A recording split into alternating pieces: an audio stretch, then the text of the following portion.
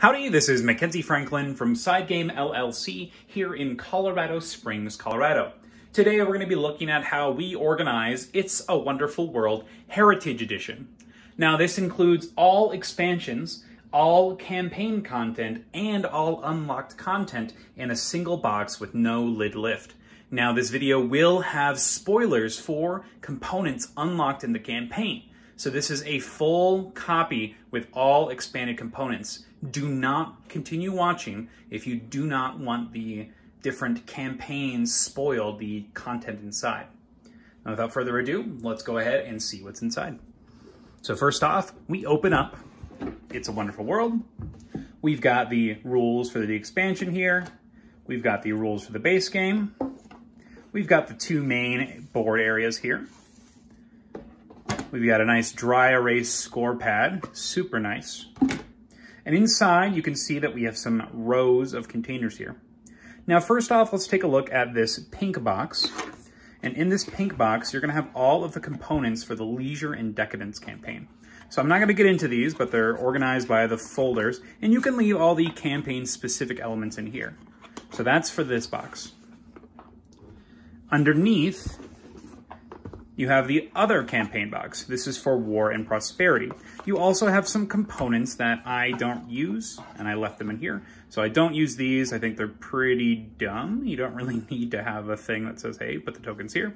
So I just leave them in there. You also have the envelopes for the different players and some of the secret box instructions, so specific to the things you'll be unlocking. But mostly, this is just the War and Peace expansion, and you'll use it to house its envelopes, just like the Decadence campaign.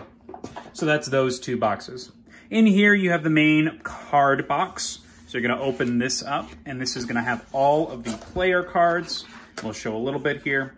So we've got all of the different player cards all here, and you also will store the nation cards and the rules reminders for the additional game components that are unlocked in the campaign.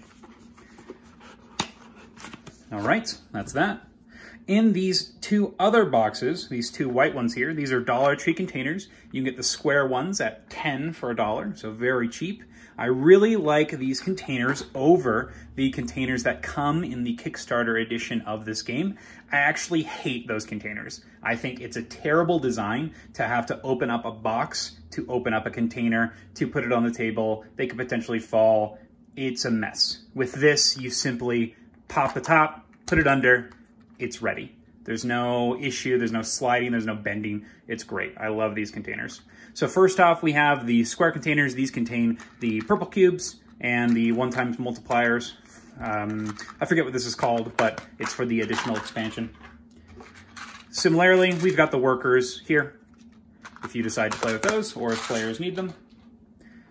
In here, you have extra sleeves and the additional score pad. I don't know why you would use it, but mainly just to keep the sleeves nice and straight.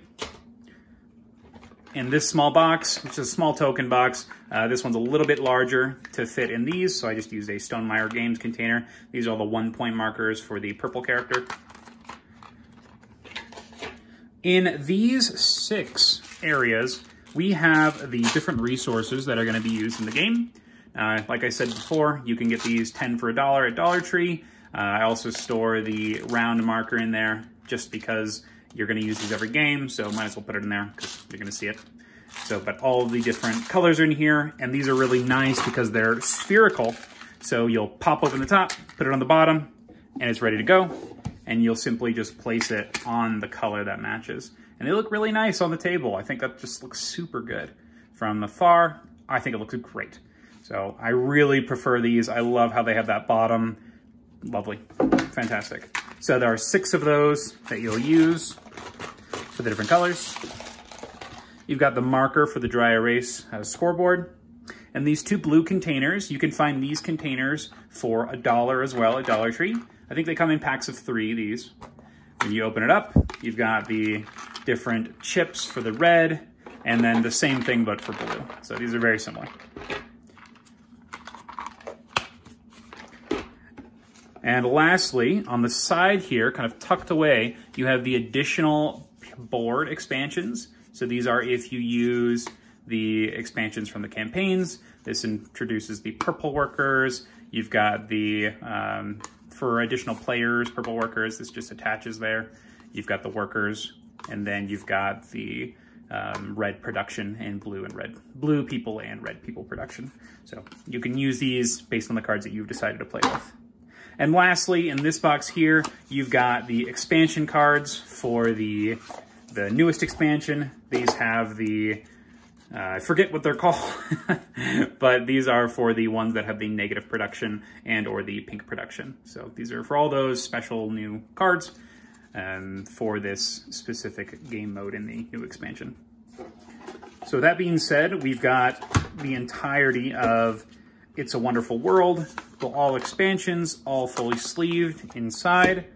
To put it up, it's very straightforward. Got some silica gel in there, gotta make sure things keep dry, right? Let's take our campaign boxes. So we'll take the blue one and we'll put it on the bottom. Pink one, put it on top, and that should sit pretty flush with the top there. And then we've got the cards for the players. You've got the 6 resource bins, the circular ones. We'll put those on the side there. You'll take these square containers and put them here. They fit really nicely. You'll take the Stonemaier container and put it here. You'll take the 2 blue containers and put them here.